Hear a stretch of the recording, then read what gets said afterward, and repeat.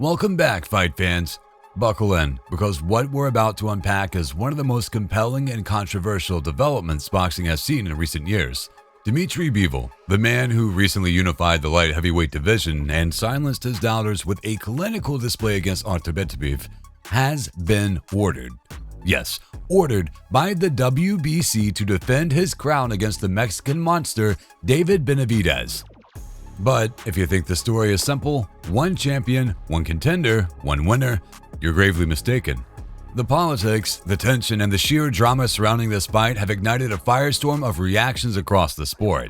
And if you're not paying attention yet, trust us, you will be. On paper, the WBC's mandate sounds straightforward. Dimmitri Bivol must defend his belt against interim title holder David Benavidez. But this order flies in the opposite direction and everything the sport's current momentum seems to be building towards, which is a third and final clash between Bivol and Beterbiev under the glitzy lights of Riyadh season. WBC President Mauricio Sulaiman confirmed that both sides had until April 8th to reach an agreement. If they failed, the bout would go to purse bid. Behind the scenes, a power struggle. One between sanctioning bodies, promoters, and a global boxing initiative spearheaded by none other than Turki Al-Sheikh, the architect of modern boxing's Saudi Arabia Renaissance. Turki, after the Bivol-Beterbiev match concluded in February, signaled his desire for a trilogy. 3 fingers in the air. A silent proclamation. Now, the WBC's mandate threatens to derail that vision entirely. David Benavidez has waited a long time for this moment. The man is 30-0 with 24 knockouts and has been knocking on the doors of boxing's elites for years.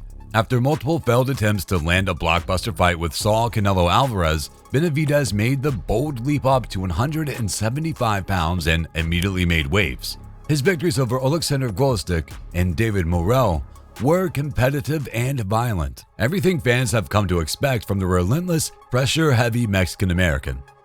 But now he finds himself in an all-too-familiar place, on the outside looking in.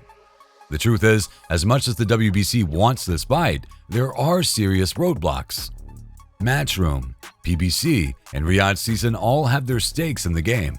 And with the IBF circling like a vulture, Michael Eifert has been due for a title shot for some time now as well. This leaves Bivol trapped in the middle of a sanctioning body tug-of-war. Either he fights Benavidez, fights Eifert, or vacates the title. Spoiler, he chose the third. In a move that stunned most but surprised few close to the business, Dimmitri Bivol informed the WBC he would vacate the title rather than proceed with the Benavidez bout. The reason? Simple. He wants to complete the trilogy with Beterbiev, unfinished business with a man who handed him his first loss and took him to the brink twice. For those keeping score at home, the first Bivol-Beterbiev bout was a war of attrition. Beterbiev's relentless forward march, devastating power, and unshakable chin gave him a razor-thin win. But in the rematch, Bivol flipped the script.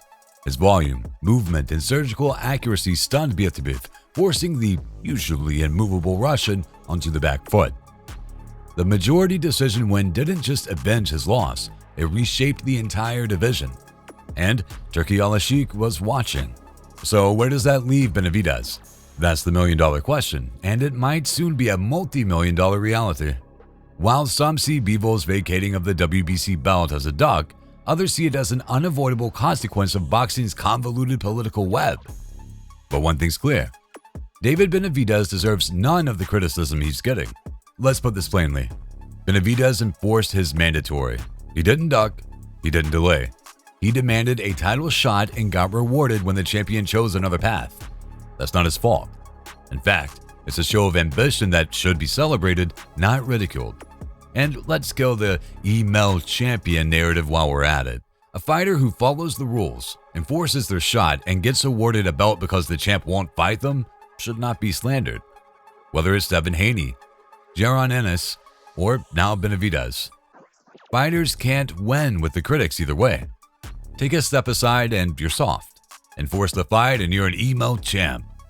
That logic is broken. Let's assume, for a moment, the fight somehow does get made. What happens inside the ring? Statistically, this is a matchup of two of the most intriguing profiles in the division. Bivol is a master of distance, timing, and volume. His jab isn't just a rangefinder, it's a rhythm breaker. Against Beterbiev, a man who threw nearly 1,000 punches in both of their fights and hits like a freight train, Bivol kept his composure, used angles, and nullified the pressure.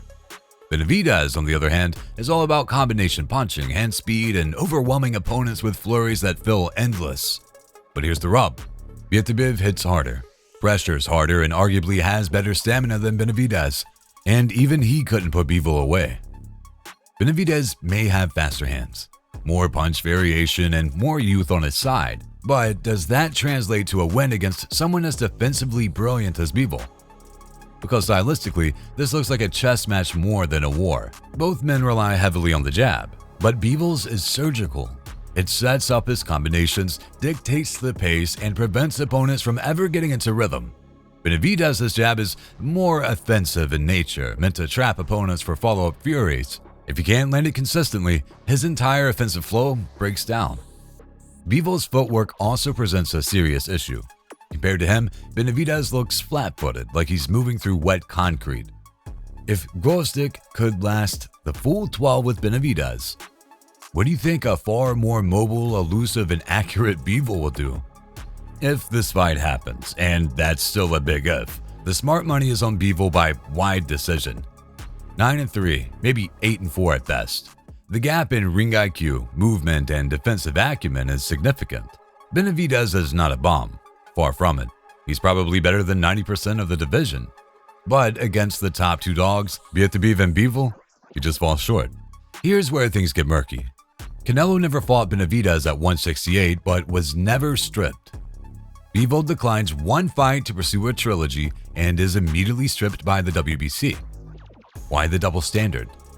It's a fair question, one the media should be asking more loudly. Boxing fans are rightfully skeptical of sanctioning bodies playing favorites, and when a fighter gets punished for pursuing the biggest fight possible while another gets protected, fans take notice. Whether you believe Bivol ducked Benavidez or not, whether you think the WBC was right to strip him or not, one thing is beyond debate.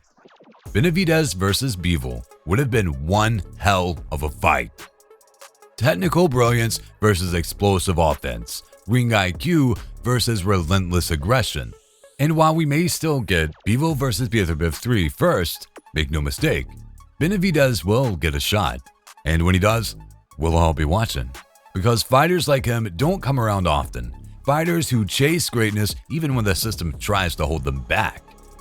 So, what do you think, fight fans? Was Bivol right to walk away from the WBC belt? Can Benavidez beat either of the top dogs at 175? Drop your thoughts in the comments below and don't forget to hit that subscribe button. Until next time, fight fans,